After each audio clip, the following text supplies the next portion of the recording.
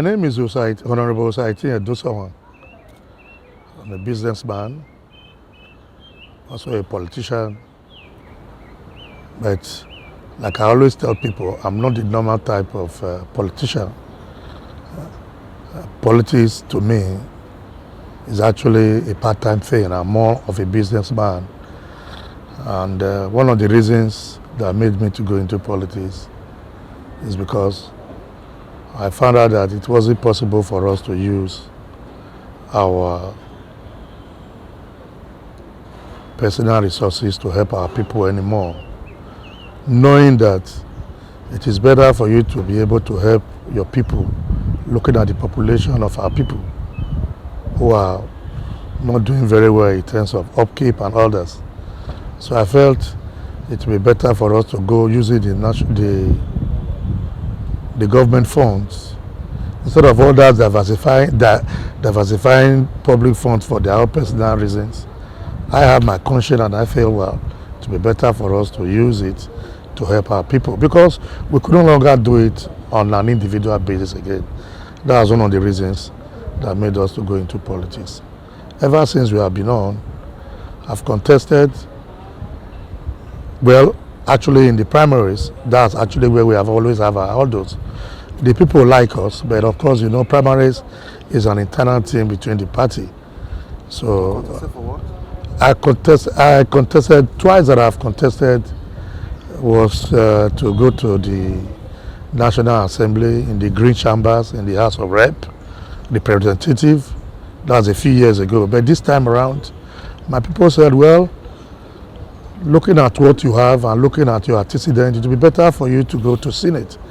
And that's why we were contesting. We wanted now to contest for Senate because the party, well, in their own wisdom, according to them, said that it would be better for me to step down for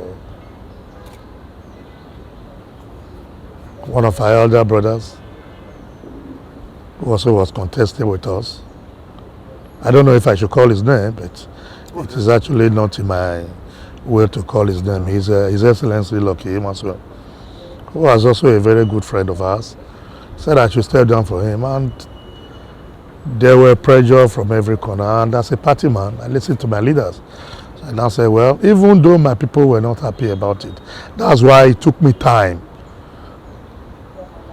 to say a word. It's just that I needed to say something now to our well-wishers and to all our teaming supporters all over the world. We had a lot of followers in the diaspora, different people who knew what we could do. They said all sorts of things that we shouldn't step down. But I felt, well, I have to explain to them that God helping us, we have age by our side, and to be able to do it again, because it isn't because we wanted to enrich or empower ourselves using government funds, but we know that God sees our heart. If it is the will of God and by the grace of God, we will get it someday.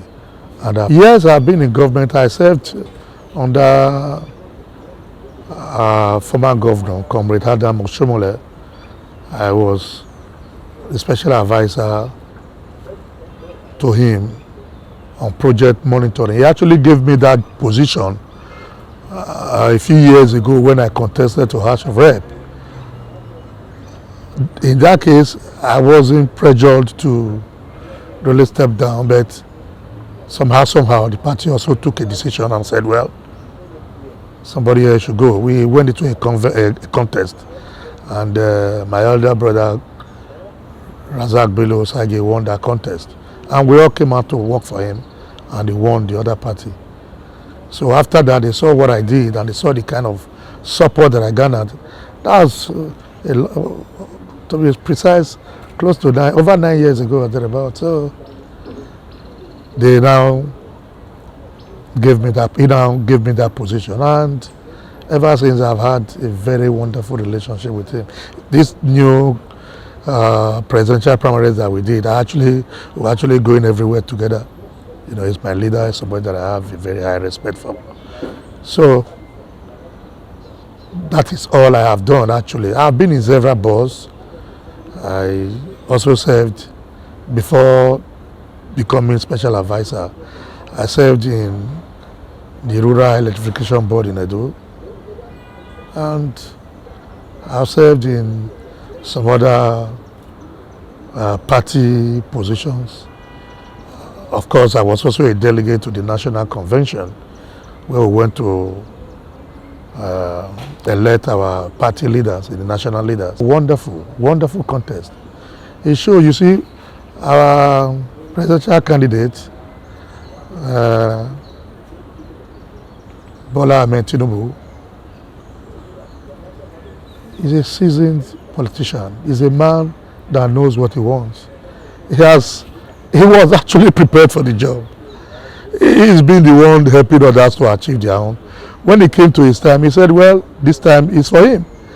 And it really worked. In fact, it was good. You saw what happened there. It was almost 90%. Everybody went out for him, and we know that he's a politician that can do a lot to put food in the table of a lot of masses and a lot of people. Looking at the population of Nigeria, over 200 million Nigerians, with Ahmed Tinubu as a president, give him 2 years, by the grace of God, Nigeria will be a different ball game. I'm aware of that, I know. Look at the way he transformed Lagos. And we are sure that he's certainly going to transform Nigeria. You saw his acceptance speech. You need to go home and sleep, because he's a man that means whatever he says. Absolutely, PDP doesn't have candidates. Atiku Abubakar is a man that we all respect too. We have tremendous respect for him as an elder statesman. But Asiwaju Bola Ahmed Tinubu, there is no comparison. There is no basis of comparison. Look at Lagos. Look at Lagos. Just look at Lagos. One of the states in this country that you can say today is the most functioning state in Nigeria is Lagos.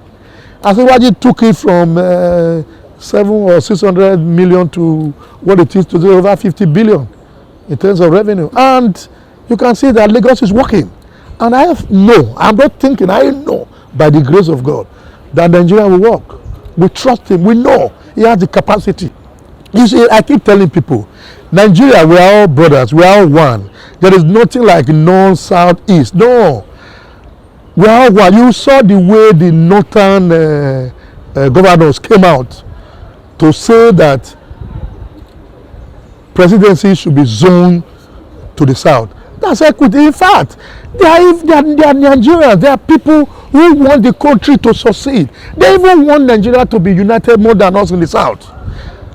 I'm telling you, so they know that with the person of Asiwaju Bola Ahmed Tinubu, it will be able to take the whole country to the destination that God wants us to get to, and that we citizens also want to get to. We are going out, all out, to canvass from all the nook and crannies to let the people know that Asiwaju Bola Ahmed Tinubu has come to rescue us.